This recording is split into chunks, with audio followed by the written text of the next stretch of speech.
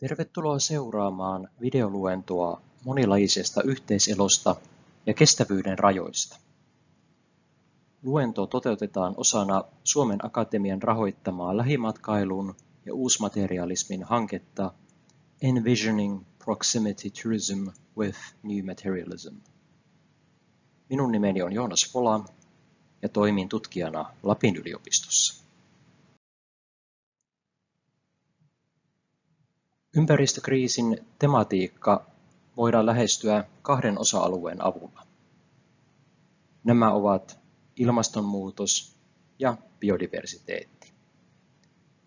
Nämä osa-alueet kytkeytyvät toisiinsa perustavanlaatuisella tasolla, jolloin niiden toisistaan erottaminen ympäristökriisin kuvaamisessa on toisaalta keinotekoista, mutta toisaalta välttämätöntä riittävän yksityiskohtaisuuden tavoittamiseksi ja toisaalta niiden välisen tarkastelun ristiriitojen havaitsemiseksi. Kyseessä on siis eräänlainen muna- ja kana-paradoksi, eli ilmiöiden ensisijaisuudesta osana ympäristökriisiä voidaan kiistellä, mutta molemmat ovat samaisen ympäristökriisin toisiaan seuraavia ja yhtäaikaisia vaiheita. Ilmastonmuutos voidaan tiivistää lyhyeen kemialliseen kaavaan hiilidioksidi, eli lyhenteenä CO2.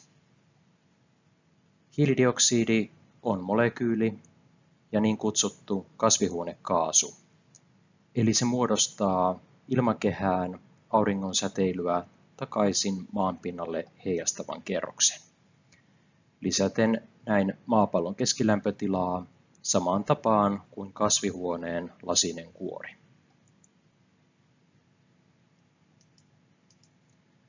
Fossiilisten eli hiilipohjaisten polttoaineiden, kuten öljyn ja kivihiilen, polttaminen vapauttaa ilmakehään hiilidioksidia.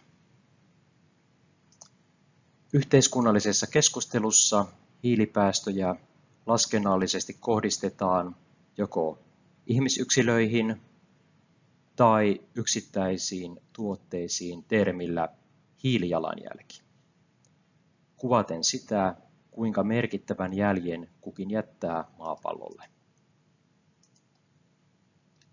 Biodiversiteetillä tarkoitetaan lajien ja elinympäristöjen monimuotoisuutta, elonkirjoa ja luonnonkirjoa. Biodiversiteettiä voidaan tarkemmin jaotella lajin sisäiseen monimuotoisuuteen, eli kuinka paljon tietyn lajin perimää vaihtelee sen eri yksilöiden välillä. Lajimonimuotoisuuteen, eli eri lajien määrään samalla alueella, sekä ekosysteemien moninaisuuteen, eli kuinka monenlaisia elinympäristöjä alueelta löytyy, kuten metsiä, soita, niittyjä, järviä ja aavikoita. Tällä videoluennolla keskityn ilmastonmuutoksen prosessin tarkemman kuvauksen sijaan biodiversiteetin kompleksisiin vuorovaikutussuhteisiin monilajisessa maailmassamme. Vaikka ilmastonmuutos ja biodiversiteetin lasku ovat osa samaa ympäristökriisiä, on niiden hillitseminen ja hoito toisinaan myös ristiriitaista. Ilmastonmuutoksen hillitsemiseksi tehtävät laskennalliset hiilensidontatoimenpiteet ja fossiilisten polttoaineiden korvaaminen uusiutuvilla biopolttoaineilla voi tietyissä tapauksissa myös kiihdyttää luontokatoa. Syynä voi olla esimerkiksi biopohjaisten tuotteiden, kuten biopolttoaineiden ja biomateriaalien edellyttämien kasvien viljely. Korkean kysynnän aikana niiden lisääntyvä viljely voi entisestään yksipuolistaa viljelykasveja ja vallata entistä suurempia luonnontilaisia alueita viljelymaaksi. Näin ollen fossiilisten polttoaineiden korvaaminen biopohjaisilla ja tehostetulla hiilensidonnalla ei voida yksin pysäyttää ympäristökriisiä ja erilaisten ekosysteemien tuhoutumista.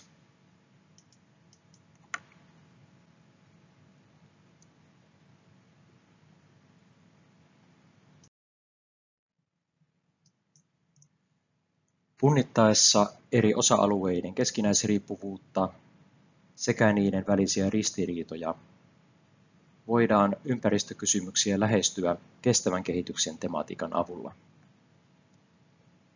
Kestävän kehityksen Venn-diagrammiin on kuvattu ekologisen kestävyyden rinnalle taloudellinen kestävyys sekä sosiaalinen ja kulttuurinen kestävyys. Diagrammi siis esittää joukkojen välisiä suhteita. Diagrammin kahden kehän leikkauksen rajaama alue edustaa sellaista olosuhdetta, jossa kaksi kestävyyden aluetta toteutuu yhdenaikaisesti. Nämä voidaan nimetä tasapuolisuuden ehdoksi, jossa taloudellinen kehitys tukee inhimillisen elämän sosiaalista ja kulttuurista puolta, ja jossa myös taloudella on sosiokulttuurisesti keskeinen asema. Tämä voi tarkoittaa esimerkiksi elonkeinon harjoittamiseen perustuvien yhteisöjen säilymistä sekä suoranaista toimeentuloa ja hyvää elämänlaatua. Tasapuolisuuden ehdon mukaisesti talouden on mahdollista kehittyä niissä rajoissa, joissa inhimillinen elämä ei muodosta ainoastaan työvoimaresurssia tai markkinoiden kuluttajaa taloudellisen kasvun mahdollistamiseksi. Tasapuolisesti jaettu taloudellinen hyvä voi myös mahdollistaa kestävän sosiaalisen kehityksen. Siedettäväksi tilanteeksi voidaan katsoa tilannetta, jossa ekologinen kestävyys ei rajaa ihmistä ulkopuolelle, mutta jossa ihminen ei vaaranna ympäristön kantokykyä omalla toiminnallaan ja olemassaolollaan. Käyttökelpoisuus puolestaan sallii ympäristön taloudellisen hyödyntämisen niissä rajoissa, joissa luonnon ekosysteemin tasapaino ei vaarannu, ja toisaalta olosuhteen, jossa ekologinen kestävyys muodostaa vakaan pohjan taloudelliselle toiminnalle, eli talous voi toimia pitkäjännitteisesti rapauttamatta omaa toimintaympäristöään, kuten resurssina käytettävää luonnonvaraa. Kolmen kokonaisuuden rajaama alue edustaa kestävää kehitystä, jolla niin talous, sosiaalinen, kulttuurinen ja ekologinen osa-alue voivat kehittyä kestävällä tavalla, vaarantamatta toistensa toteutumista.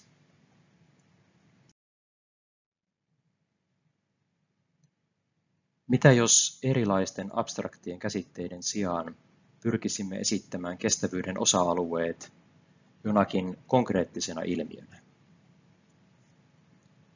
Olen valinnut esimerkiksi tavoitteen metsän kestävästä käytöstä. Valitut esimerkit ovat jossain määrin ilmiötä yksinkertaistavia, eli kriittinen ja valistunut tarkastelu voi tuoda ilmi myös kestävyyden kannalta vahingollisia käytänteitä. Kestävän metsäekologian esimerkiksi olen valinnut vanhan metsän eli aarniometsän, joka on luonnontilainen ja koskematon ihmisen toiminnan osalta. Käytännössä aarniometsänkin tapauksessa ihmiset voivat sitä käyttää rajoitetusti ja esimerkiksi alkuperäiskansojen harjoittama metsän perinteinen käyttö sisältyy vanhan metsän määritelmärajoihin.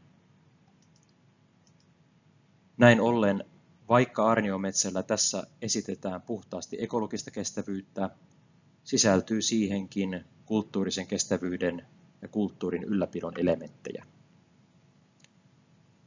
Tilanne ei kuitenkaan tällöin vielä välttämättä itsessään täytä sosiaalisen ja kulttuurisen kestävyyden tavoitetta. Suuri osa väestöstä ei lukeudu perinne-elinkeinojen harjoittajiin tai alkuperäiskansojen jäseniksi. Mutta heillä voi olla erilaisia haluja ja tarpeita luontoympäristössä toimimiseen. Näihin lukeutuu muun muassa virkistyskäyttö ja luontomatkailu. Kansallispuisto voi olla esimerkki käytöstä, joka ei ylitä luonnon sietokykyä ja jossa luontoympäristöä ei muokata puistomaiseksi mukavuusalueeksi, vaan maaston ja eliöstön paine myös siedättävät ihmistä. Kansallispuiston kestävyyden ehtona ovat sen vierailijamäärien rajoittuminen ja puiston sääntöjen tarkka kunnioittaminen. Luonnontilaisen kestävyyden vastakohtana ja ääriesimerkkinä voidaan nähdä avohakkuut, joilla tietyllä alueella kaikki teollisuudelle käyttökelpoinen puuaines on kerätty käyttöön, samalla hävittämällä lähes koko kyseisen alueen lajiston elinympäristö, ainakin tietyltä ajanjaksolta. Myös alueen hiilensidonta lakkaa kasvillisuuden hävitessä ennen uuden kasvavan puuston syntyä ja myös maaperästä voi vapautua hiiltä. Avohakkuun jälkeistä metsän kasvua voidaan edistää istutetulla taimikolla. Tällöin istutuksessa käytetään kuitenkin useimmiten tiettyä metsäteollisuuden suosimaa lajiketta ja kasvava puusto on samanikäistä ja perimän vaihtelultaan köyhempää. Näin biodiversiteetti laskee rajusti alueella. Huomion arvoista on kuitenkin, että käytännössä tällainen metsänviljely ja korjuu voi olla taloudellisesti tuottoisaa, mutta altistaa puun kasvatuksen myös monille riskeille, kuten kasvisairauksille ja tuholaisten massaesiintymisille, kun toisaalta puun perimän vaihtelu ei hidasta tautien leviämistä ja kun tuholaisille on tarjolla pienellä alueella suuri määrä juuri niiden hyödynnettäväksi sopivaa puuainesta. Näin ollen talouden kestävä kehitys ja ekologinen kestävyys liittyvät toisiinsa pitkän aikajänteen tarkastelussa. Käyttökelpoisen ja elinkelpoisen ympäristön ehto voinee toteutua esimerkiksi jatkuvan kasvatuksen käytännöllä, jossa avohakkuiden sijaan metsistä kaadetaan puita valikoiden säilyttäen diversiteettiä eli vaihtelua puiden ikä- ja lajikeryhmissä. Puuyksilöiden poistaminen metsästä ei vaaranna näin ollen koko metsäekosysteemiä ja biodiversiteetti voi suojata metsää erilaisilta häiriötilanteilta sen kasvussa, taaten varmemman tasaisen tuoton. Sosiaalisesti kestävä metsänkäyttö kattaa esimerkiksi virkistyskäytön, retkeilyn, puistomaiset tilat, kulttuurimaiseman ylläpidon, harrastusmahdollisuudet ja jokaisen oikeudet. Taloudellisen toiminnan osalta sosiaalinen ja kulttuurinen kestävyys koskevat myös elinkeinon ja ammatin harjoittamisen mahdollisuutta sekä riittävää tulonmuodostusta sen piirissä. Taloudellisen toiminnan rajoissa metsä voisi tarkoittaa esimerkiksi yhteismetsää. Yhteismetsä on usean osakkaan yhteisesti omistama ja hallinnoima metsäalue, joka käsittäessään riittävän suuren alueen voi metsänhoidon ja puunkorjauksen yksikkökustannusten ja hallintokustannusten suhteen olla sen omistajille edullisempaa kuin pienen alueen omistavalle yksittäiselle ihmiselle. Ammattimainen metsänhoito parantaa sen taloudellista tuottavuutta.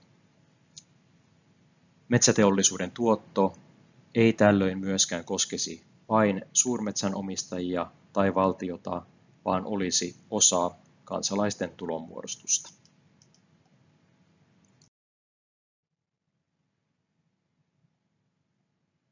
Jos kuvittelemme kehien muodostaman alueen konkreettisena esityksenä alueesta, se voisi näyttää esimerkiksi tältä. Tässä kuvituksessa metsää on lähestytty ensisijaisesti sen puuston kautta kuvan yksinkertaistamiseksi. Talousmetsä muodostuu istutetusta taimikosta avohakkuun jäljiltä. Jatkuvan kasvatuksen metsässä on eri-ikäisiä ja lajisia puita ilman hakkuuaukeita.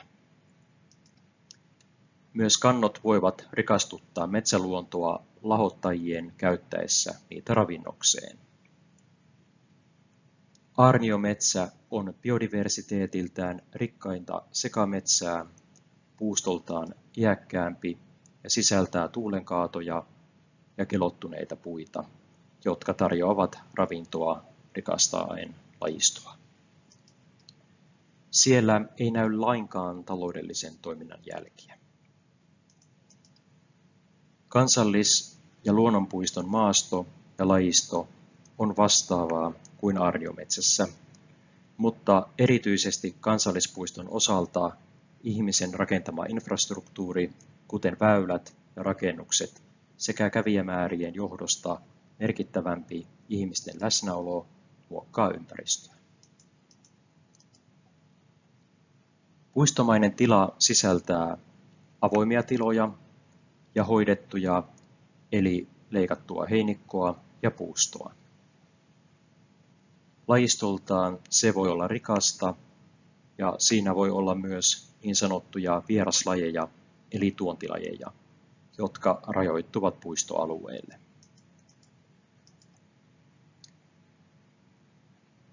Käyttötarkoitusta varten tältä metsäalueelta voi löytyä myös tiettyihin lajeihin keskittyviä alueita, kuten koivikoita, polttopuiden tekoon ja kuusiaitoja näkösuojaksi. Yhteismetsä puolestaan muistuttaa teollista metsää ulkoisesti, mutta hallinnollisesti se on useamman sosiaalisen voiman vaikutuspiirissä ja sen käyttö voi olla kulttuurisesti monipuolisempaa riippuen yhteismetsän omistajien päätöksistä.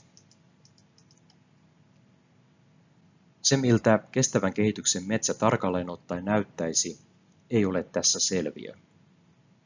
Kenties alueella toteutuisivat kaikkien 3 välitilan säännöt jossain riittävän suuressa osamäärässä, tai sitten esimerkiksi taloudellinen osio perustuisi täysin muulle kuin puun käytölle. Diagrammia katsoessa voimme huomata, että kestävälle kehitykselle rajautuva alue on silmiin nähden pieni. Jos kuvittelemme, että jokainen kehä edustaisi maapallon luontoresurssia, edellyttäisi tämänkin tilanteen saavuttaminen enemmän kuin yhden planeetan pinta-alaa.